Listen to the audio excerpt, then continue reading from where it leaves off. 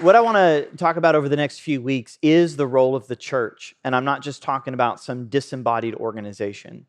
I'm talking about us as the church and the role we play in culture and society, the mission that God has the church on, it has been on, but by way of contrast to the direction of our culture and our world. And basically, my point over the next few weeks is to make an argument for and teach you how we need real relationships with real people in real spaces.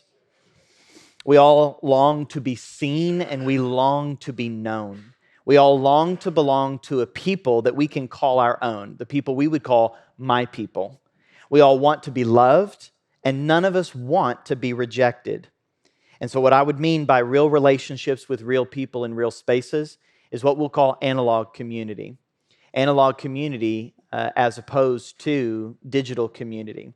Now, I'll say on the front end, as was stated, there is a role for digital technology in our society. There is a place for social media. This is not some anti-technology rant over the next few weeks. This is not any kind of finger wagging, better than thou kind of high horse I'm on in discerning the direction the Lord is taking us. These are things I'm being challenged with by the Lord, and as I've got kind of the next few weeks mapped out, there are things that are very uncomfortable for me, things that I find the Spirit challenging me and exposing all the excuses I've had that I've thought to be reasonable, even spiritual, but are nonetheless just excuses from being all that God's called me to be. And so just calling you to join me in that kind of journey in discovering what God has for us as a church. Well, let me talk about two challenges to analog community. When I talk about real relationships with real people, listen, real people are really messy and real people are really difficult. So there are many challenges to relationships and community. And we'll talk about some of those and how to walk through those and overcome those, take personal responsibility for your part in that. But I really want to confront our unintentional drift to offload responsibility of real relationships onto digital connectivity. And so the two biggest challenges to cultivating an analog community that I want to address today would be first, digital substitutes and counterfeits, and then second, a consumeristic approach and framework to church that we have. Now, this may be a little more touchy for some of you. It may hit very personal for some of you. Some of you may be like, you know what, I never liked this whole social media thing anyway. That does not mean you haven't given some really dumb excuses to real relationships. So I hope that all of this is a challenge. So if you have been anti-social in any way or anti-social media in any way, eventually the Holy Spirit will knock you off your high horse as well, okay? All right, digital substitutes and counterfeits. Social media specifically, but also digital technology in general, one of the things it does well is it simplifies and it streamlines communication. And communication is very important in the development of relationships. It's important in the development of community. We use it. Everybody now in the modern world uses it as a part of communication. And it does simplify that, makes it a little bit easier, and it is incredibly helpful. It also helps you maintain connections to people around the world or people throughout your lifetime that you've sort of lost track of. So those are ways that it benefits with sort of global connections and what we would call loose ties, people that we have sort of moderate or historical connection with, but not a depth of relationship. That's at its best. But at its worst, social media and digital technology accommodate a superficial belonging. It gives you the illusion of belonging. It allows us to hide behind a curated and highlighted version of how we present our lives to the digital world. It encourages what a friend of mine calls a voyeuristic perspective on other people's curation of their lives. He says this. Now, this is a pastor friend of mine in Silicon Valley, so right dead center in the midst of the world of technology. He writes this: social media in particular lures us in under the guise of connection, but beneath the mask is the reality that social media and digital spaces as a whole are, for the most part, lonely places. They are fueled by voyeurism, that broken inclination within each of us to peek behind the curtain of other people's lives. Rather than connecting us, the voyeuristic nature of social media actually detaches and distances us from one another as we find ourselves running aimlessly on the treadmill of comparison and contempt. We feel like we can see one another's lives, but none of us ever feel truly seen. And that's the downside. Again, there's many positive uses for digital technology. Many of you guys run businesses, and a lot of how you run your business is done through digital means. And I'm not downgrading any of that. I'm not demeaning any of that or saying you should go completely analog for your whole life. What I am trying to challenge us is where we have sort of unintentionally adopted frameworks and postures towards living, towards life, that we haven't been very critical of, and it's doing something to us. It's having an effect on us. And one of the things is that sort of broken inclination to see sort of behind the curtain of other people's lives. But in fact, what you're seeing is a curated version of someone else's life.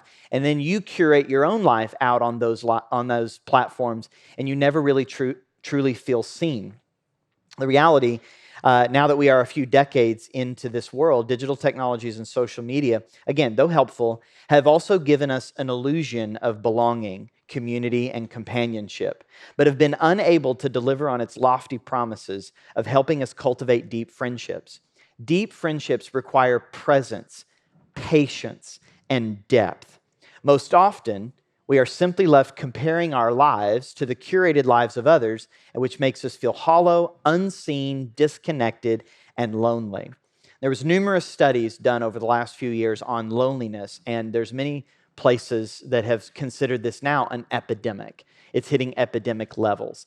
Now, in the notes that I've given links to extensive amounts of research. If this anything here interests you, you can do quite a bit of a deep dive on this, and I've provided links to all these articles. But in 2018, there was a study done by the insurance company Cigna on loneliness. And a number of their findings were things like this. Nearly half of Americans reported sometimes or always feeling alone or left out. 1 in 4 Americans rarely or never feel as though there are people who really understand them. 2 in 5 Americans sometimes or always feel that their relationships are not meaningful and that they are isolated from others. And this is all data that was pre-2020, pre-COVID. One of the things Cigna writes in this research, they say this: loneliness is not just making us sad, it can literally make us sick. Loneliness actually has the same effect on mortality as smoking 15 cigarettes a day, which makes it even more dangerous than obesity. And this is some of the causes that they found. Loneliness is being caused by what they call a spiritual drought. A generation raised online, surrounded by noise, but starved of closeness, absorbing highlight reels while silencing their own pain. They also say this as potentially a cure. Meaningful social interaction was seen as key to reducing isolation. What they called more face-to-face conversations are needed. Real people in real spaces with one another having face-to-face conversations. FaceTime will never replace that. It might help when you're disconnected in some ways, like traveling, but it will not fully replace it. And sadly, this is all 2020. This is all pre-2020. 2020 shows that that is only increasing. Loneliness is increasing to 61%. 6 in 10 people are experiencing deep levels of loneliness. If we're honest, we are losing our ability to build meaningful relationships and friendships. As we continue to live in this world with frequent surface-level interactions, we find ourselves settling for distracting substitutes. When we really long for more belonging, we just have no idea how to get there. Let me give you maybe an analogy about digital communities. Something that's a bit ubiquitous in our world now, being highly exposed, is highly processed food, where highly processed food will have the same amount of calories as certain healthy foods, but they're empty of their caloric health. It's a bit of superficial. Not only that, some things get added that increase the level of addiction to it. I even have an article cited in my notes that Oreos are chemically designed to light up your brain the same way cocaine does. And I struggle with eating one Oreo, and there's a reason. It has the same way, it lights up your brain the same way cocaine does. And yet, like, no one's ever eaten a ream of Oreo, because you can't eat just like one or two. You find yourself eating and then like a whole ream is gone. And thought, whew, I feel so much better. Like, this is great. So highly processed food have all these things that you're getting calories, but there's no health benefit to it, and it makes you addicted in a way that's very harmful. And at best, those things are like treats or supplements. They're just little additions to your diet. However, as we've seen, what's part of what's having a significantly negative effect on our health is these things are no longer supplements. They're no longer additions to our diet. They are our diet, and it's killing us. Digital technologies have a way of being the same thing. They have a sense of belonging and connectivity. There's a sense of being connected to the wider world, to old friends, to relationships you have, but there's a bit of an illusion to this. So it's the same calorie, yet no health benefit to it.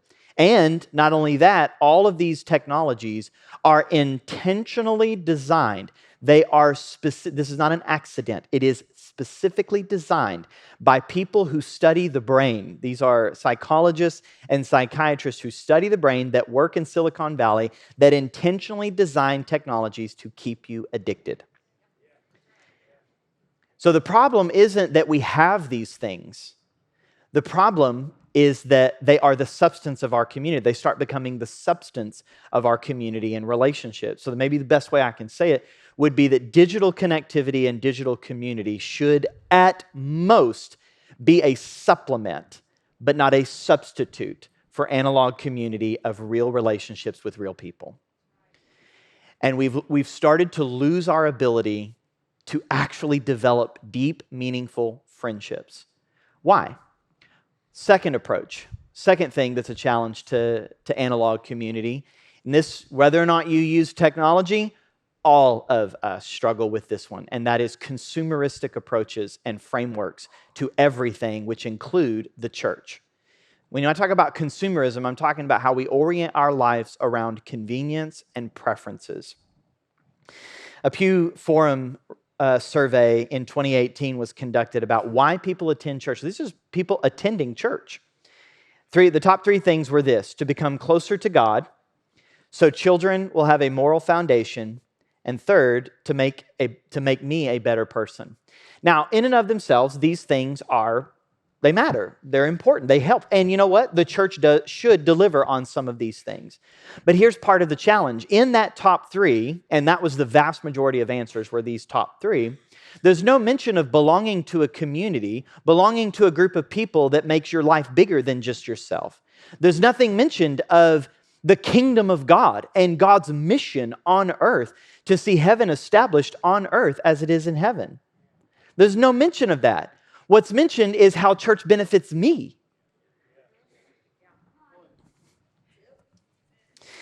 And this is the ultimate paradox of the digital age. At the moment in human history when technology allows us to be more connected than ever, we are all so very far apart, to the point that our very understanding of community has devolved into a sort of collection of isolated individuals. We're just a bunch of isolated individuals, just so happen to be in the same kind of general network of individuals. And that's how most people approach church. Here's the deal. That's how we approach church, whether we know it or not. Because that's the entire nature of our culture, is everything in our life for everyone's lifetime. No one here is old enough, because we're talking about pre-World War II.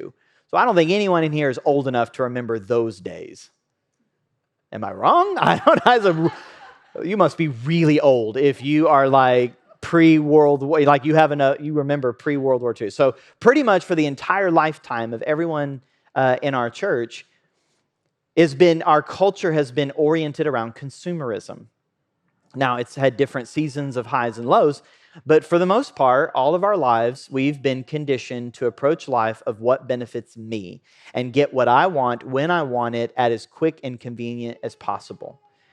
And that's how we often approach the things of God, is this kind of consumerism. And a whole generation of American Christianity has been conditioned in consumer Christianity, to where church gatherings, worship, discipleship, sermons have all been conditioned around this sort of surface level, just give you a little bit, and there's a place for that. The scriptures would call that spiritual milk.